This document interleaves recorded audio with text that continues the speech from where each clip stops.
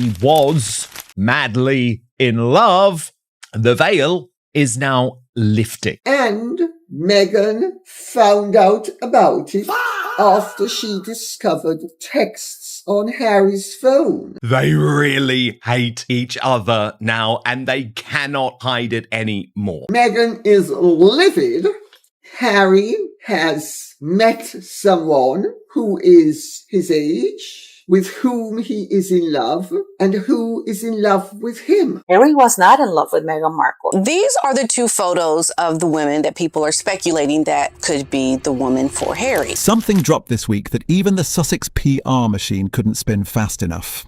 Lady Colin Campbell, royal author, independent YouTube sensation, woman with sources inside Montecito, has gone on record claiming Harry has met someone his own age, someone in love with him. And Meghan? She apparently found out from his phone. Now, Lady C is careful with her legal language, as she always is, but the detail she just let slip, it changes everything about what we thought we knew about this marriage. Well, Harry has met someone who is his age, with whom he is in love, and who is in love with him. And Meghan found out about it, according to my sources of information, after she discovered texts on Harry's phone. How many tears left I? How many? Oh.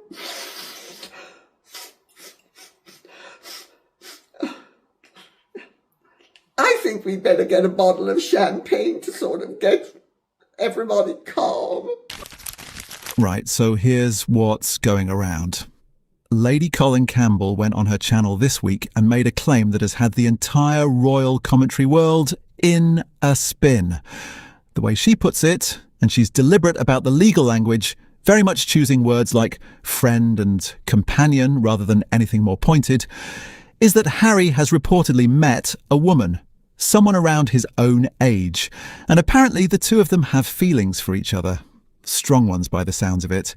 And Meghan, we're told, found this out after going through Harry's phone and finding text messages. Now, I want to stop right there, because every other video covering this story is asking the same question. Is Harry having an affair? Who's the mystery woman? Is this real? And I get it. That's the headline. That's what gets clicked. But that is the wrong question. And in a minute, I'm going to tell you why. Let's just lay out what Lady C actually said, because the specific detail matters. According to what I have been told, Meghan is livid, but I'm going to quote, but not enough to give up on her brand, which includes Harry's connection to the king, nor is Harry about to leave his children, whom he loves dearly. She described the situation carefully, and I can't stress that word enough, by saying Harry has, and I'm quoting, met someone who is his age with whom he is in love, and who is in love with him. She added that Meghan apparently found out after discovering texts on Harry's phone. She is not calling it an affair. She's flagging legal reasons at every turn. She won't commit to saying anything definitive happened between them. But she's also not exactly leaving you in suspense, is she? And Meghan's reaction? Livid, apparently.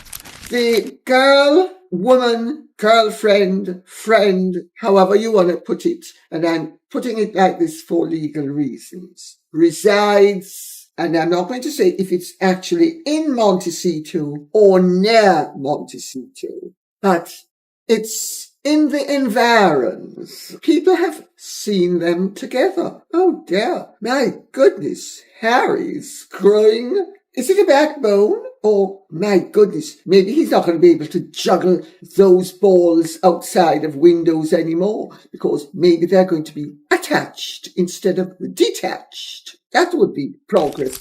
Lady C says she is livid. Of course she is. But here's the part that I genuinely cannot get past. Here's the detail that, when you sit with it for more than 5 seconds, is far more revealing than any text message on anyone's phone could be. Lady C didn't just say Meghan is furious. She said, and the exact phrasing matters here, so I'm going to quote it directly. She said Meghan is livid, but not enough to give up on her brand, which includes Harry's connection to the king. Meghan had found some text messages on Harry's phone that confirmed this information. The veil is lifting in terms of Harry's feelings about Meghan. Harry has woken up and smelled the roses. And he's not happy because it's not roses he's smelling. He's smelling something bad. Poop. We always talk about how Meghan's like, they took my voice. Well, she's taking Harry's. She's taking his voice. She's taking, his freedoms away from him to do what he wants to. Read that back slowly. Not she's devastated, not she's threatening to leave, not she's fighting for her husband. The reported response from someone who says she has sources close to the situation is that Meghan has apparently done a calculation. A business calculation. The brand needs Harry. Harry's value to the brand comes from his connection to the king. So she's staying. That is not a wife finding out her husband might be in love with someone else. That is a CEO assessing a liability on a balance sheet. And I'll say it plainly because someone has to. If that's how this actually works, if the first response to your husband potentially being in love with another woman is to check whether leaving him hurts the jam sales, then what on earth are we all pretending this marriage is? Because here's the thing. We've spent years being sold the greatest love story of our generation. She knew Meghan for a bit before she met Harry. Did exactly the same to me, She did that to many people that she knew, that she'd either worked with or was friends with or whatever. It just seems to me she's what I would call a ruthless social climber, who just when people are no longer appropriate parts of her circle, they have to be expunged quickly so she can move on up the ladder. Absolutely. I think your sister, Meghan Markle, has ruined Prince Harry. The answer is yes. I mean, every single interview, every single picture, every place they go, Meghan grabs him. Meghan controls him. Meghan tells him no. Meghan stands in front of him. She controls every single situation like she is the star. And she's turned Prince Harry into a man of non-substance, for her own well-being. Harry gave up his family for her, his country, his title in any meaningful sense, his friendships, his public image, his relationship with his brother, every bit of it handed over. And now, apparently, we're in a situation where the deciding factor on whether to stay isn't love or grief or even anger. It's brand equity. How about having some thought towards your husband's feelings when you're in the same city his mom died in, running around, having a joyride in Paris near where she lost her life, especially when he's on the BBC saying that it's not safe enough for my family in the UK, but it's safe enough for Meghan to be alone in Paris, literally engaging with the paparazzi you say killed your mother. That screams something. I'm just not sure there's a polite word for what it screams. Now, I want to be fair here because I know exactly what's coming in the comments. Someone's going to say, Lady C might be wrong. This could all be rumour. You can't know any of this is true, and they're not wrong to raise it. Lady C is a source, a well-connected one, but still a source. She herself won't call it an affair for legal reasons. The woman's identity is unconfirmed. The texts are unverified. All of that is true, and it matters. But here's what I'd say back.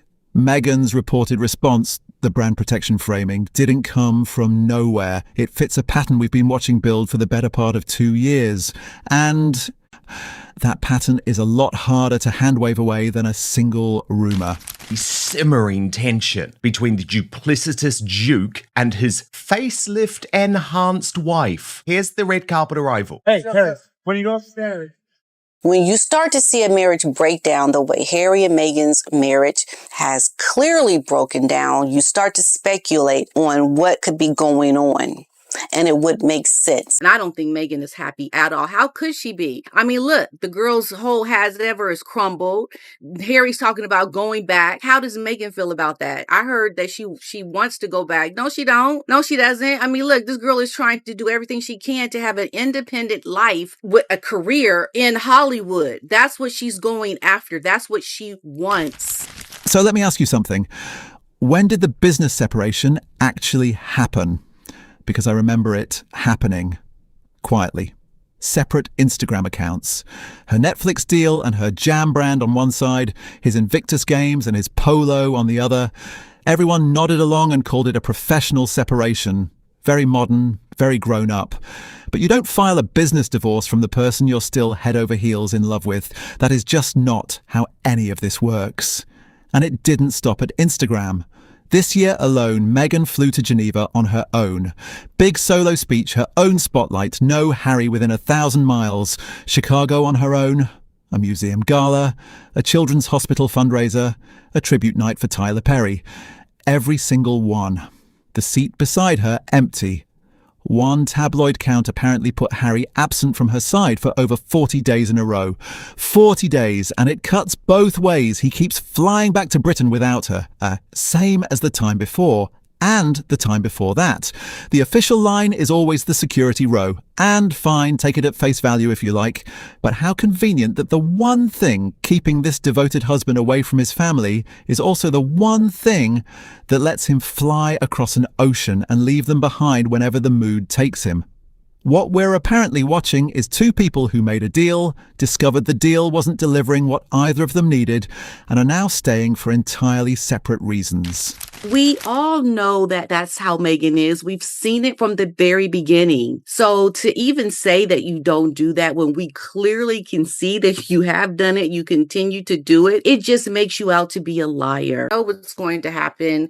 I don't know how Harry is going to live part-time in the UK. It's a mess. It's a mess. And I just really feel sorry for the real royals, Catherine and William, because now they are going to have to deal with, the influx of the things that Harry's going to be doing now in their playground. This is not going to be good for the real royals. Okay. This is a disaster for them. I just don't see how they think they're going to have another shot in the UK because things have not changed for them. They have gotten worse for them in the UK. How can you want to come back? Him for the children, her for the brand. Those are two very different kinds of stuck. And neither of them is a love story. You're sitting at home watching this thinking exactly what I'm thinking. This stopped being a fairy tale sometime around when the spreadsheets got filed, and viewers online seem to agree, by the way, because the comments under the biggest videos covering this story were not exactly drowning in sympathy. The most liked comment, apparently under the main video on this topic, was someone simply asking who on earth would want Harry in the first place. That comment. Thousands of likes. Think about what that means for a second. The public response to a story about Harry possibly having a secret romance isn't outrage on his behalf, or pity, or drama. It's the entire internet going, honestly, good luck to her, whoever she is. Reality is that it's probably lasted longer than some of the critics would have believed it to have lasted, right? If they're still, look, nobody wants the marriage to go pop, does it? Nobody wants it, with the exception probably of Dan Wootton, right? Nobody wants it, right? Nobody wants it to go pop. So, but if it does last another 3 or 4 years, it'd be a miracle. Because the other problem is, if it goes pop, the kids are going to stay in America. He's going to be living in a terrace somewhere in Preston, right? When's he going to see her? I mean, it's ridiculous. It is completely ridiculous. Now, on Harry's side of this, because we should look at both sides, Lady C says he won't be leaving either. Not because of love, because of the children. He loves Archie and Lilibet, and he's not walking away from them, which is, in its way, honourable. But also notice what that actually means. His reason for staying is not, I love my wife. It's, I love my kids. Those are not the same sentence. Everyone keeps rushing past that distinction, and I don't think we should. Let's rewind a bit further. Because if you want to make sense of what's apparently happening now, you need to understand what came before.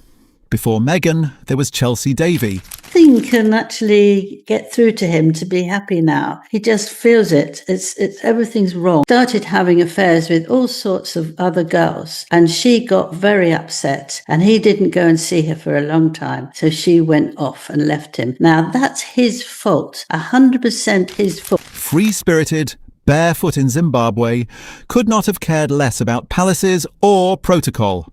Harry himself has spoken about that relationship under oath in court, more than once.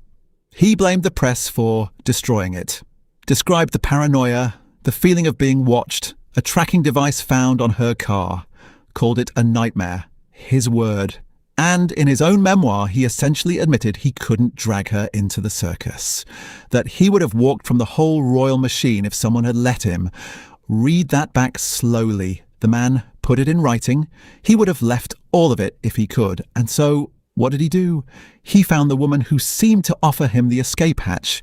The Netflix deal, the memoir, the sunlit house in California, the great exit. Except he didn't escape the circus. He married the ringmaster and shipped the whole tent to Montecito. So now if Lady C's sources are even half right, what's apparently happening? Harry has met someone warm, someone his own age, someone who, from the sound of it, fits around him rather than expecting him to contort himself to fit around her. Someone closer to the Chelsea Davy mould than the Meghan Markle one. Prince Harry is heartbroken all over again. Now, of course, this is something that he is never going to admit publicly, especially as his marriage to Meghan Markle crumbled. He loved her a lot, and she really loved him, and they had great fun together. And he liked it because she wasn't worried about the royal family. That wasn't a big deal for her. She just fitted in very easily. Totally miserable, totally allowing his negative past to take over him, all of these court battles, and just a great sense of sadness, actually, and anger connected to him. And I want to be careful here, because there's a real person involved who hasn't chosen any of this. Lady C won't name her, won't even confirm exactly where she lives beyond the environs of Montecito, and I'm certainly not going to speculate about a private individual's life based on a party photo. That's not what we do here. But the broader point doesn't go away.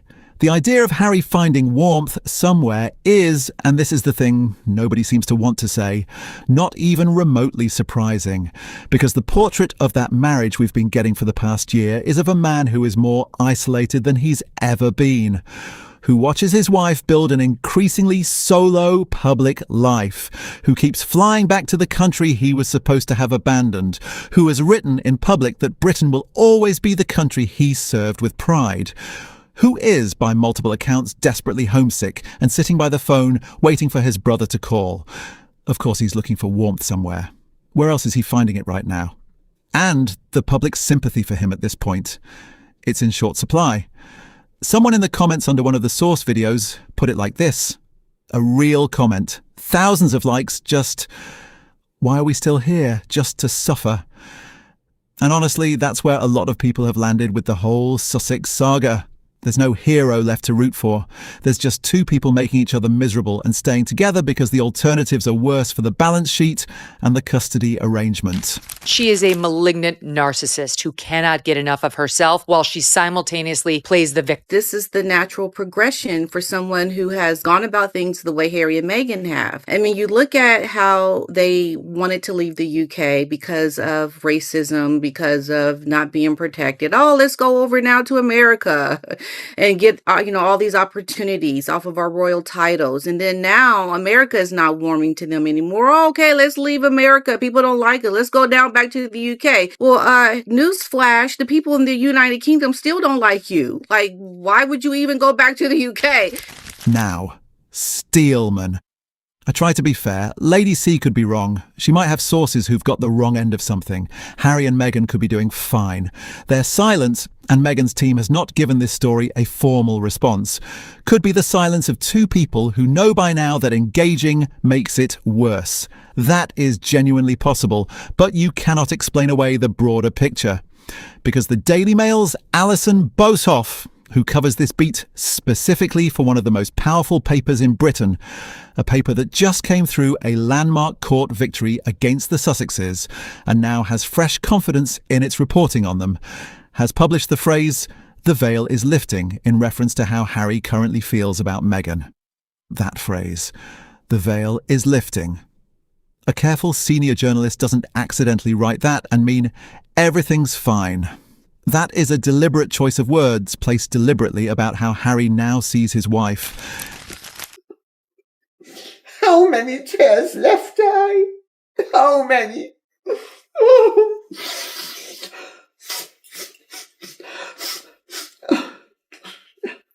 I think we'd better get a bottle of champagne to sort of get Everybody calm. And the Daily Mail does not print language like that without sourcing it. So even if Lady C is wrong about a specific woman, the veil is still lifting. And by the way, let's just clock something that keeps getting buried under the affair angle. On top of all of this, we're apparently being told that Harry and Meghan are now contemplating some kind of return to the UK. Sources describing a Portugal house as a staging post. Highgrove visits being arranged. Talk of Meghan attending the Invictus Games in Birmingham next year with the children in tow. Friends of Harry telling reporters that England is where Harry's heart has always lain. Right, so just to be clear about where we are. The couple who left the UK citing racism and a lack of protection, who spent years briefing against the palace to every outlet that would listen, who Harry himself described as a nightmare to be part of, they now apparently want to come back to Britain. And Meghan, we're told by sources, is fully behind, reconnecting with Harry's English side. You know, Harry and Meghan both feel that America is kind of cooling on them and that it's difficult, and they want to be liked in the UK now. And that's where they're focusing, you know, a kind of a charm offensive. And I think, and bizarre as it was, as you said, there's a kind of sense of whiplash, but I think this is Harry wanting to be liked, and he's trying to be appealing again to ordinary people who have, you know, not enjoyed being called racist and not enjoyed the things he said about his family. We're going to have this whiny little wanker back in the United Kingdom, back demanding security paid for by us. No, honestly, part of me thinks the best possible punishment for the Duke of Delusion, after accusing the British royal family of being racist, after making the late Queen Elizabeth II's dying days a misery, after putting Prince Philip through God knows what on his deathbed, part of me thinks the best punishment for him is to actually have to live in perpetuity with one of the worst women to ever exist. Yeah. Sure, that'll be it. Look, I'm not saying it's impossible. Money has a way of clarifying priorities. Netflix numbers going the wrong direction, Spotify gone, the Met Gala invite that never came, Hollywood not exactly rolling out the red carpet anymore. Financial pressure is real and the reporting on it is consistent. And sources close to Harry saying he feels a bit unwelcome in America. I believe it. I think that's probably true. But here's what I can't square. While all this UK return talk is floating around, while sources are apparently telling papers that Meghan is fully behind the reconnection, that she feels like an outcast in Hollywood and wants to rekindle ties with the royal family, she is simultaneously, apparently, building her own solo life at full speed. Solo trips, solo galas, solo brand launches, solo everything. So which version of Meghan are we meant to believe? The one who's homesick for England and desperate to rebuild the royal bridge? Or the one who's been living a completely separate public life from her husband for the better part of a year and hasn't brought him to a single event? You can't have both. You cannot simultaneously be the devoted couple staging a heartfelt return to Britain and also two people who've barely been photographed together in 6 weeks. And this is why this story actually matters. He's never coming back to the UK. He has no interest in it to live. Never coming back to the UK, loves his life in California. He's here forever. And that has completely changed, hasn't it? Just turned around quite quietly while we've all been looking at other things. Their eyes are on Europe again and the UK. Not because of the texts, not even because of the mystery woman, real or otherwise, but because what we're watching right now in real time is an entire narrative. The great Sussex love story, the sacrifice, the escape to California, the new life, quietly collapsing under the weight of its own contradictions. And the people involved are still trying to manage the PR while the thing falls apart around them. Here's where I land. Whether Lady C is right about a specific woman, I genuinely don't know. The careful legal language tells you she's working with information that has real weight to it. But I'm not hanging a name on a stranger based on a rumour, and neither should you. What I will say, and I'll say it clearly, is this. The picture being painted of this marriage right now by multiple sources across multiple outlets is not the picture of two people who are in love. It's the picture of two people making separate calculations about what they need. Him, his children, and his homesickness. Her brand, and her career, both apparently staying for reasons that have nothing to do with the person they're staying with. I think that's most likely the neatest, cleanest, and most cost-effective way, let's put it that way, of resolving a problem. Because I know people would like to have a massive ruling that the king has decided in council that he's stripping Harry of his titles and the children are out of the line of succession. That's pie in the sky. That's not how things work on a legal level or a governmental level. And somewhere in Montecito, if the whispers are even close to right, Harry has apparently found something warmer than what he's got at home. I'm not sure I can blame him. I'm not sure I don't. But the public reaction tells you everything about where things stand. Because the most liked comment under the biggest video on this story wasn't sympathy. It wasn't outrage. It was someone flatly asking who on earth would want Harry in the first place. And then someone else, thousands of likes, saying they wouldn't cross the road for him if he were the last man breathing. That is how completely the fairy tale has been spent. This isn't a marriage in a rough patch. This is two people in a business arrangement, both realizing separately that the business is failing and deciding what to do about it, while the rest of us watch from the outside and wait for someone to finally say what we've all been able to see for at least 2 years. The veil is lifting, even if Harry won't say so himself. Drop your take in the comments. I want to know where you land on this. Do you think there's any road back for these two, or is it already over and we're just waiting for the announcement? Like this video, if it gave you something the other channels aren't giving you. Subscribe if you're new, and stay close, because this story is nowhere near finished. Somebody in Montecito is about to blink, and when they do, we'll be right here.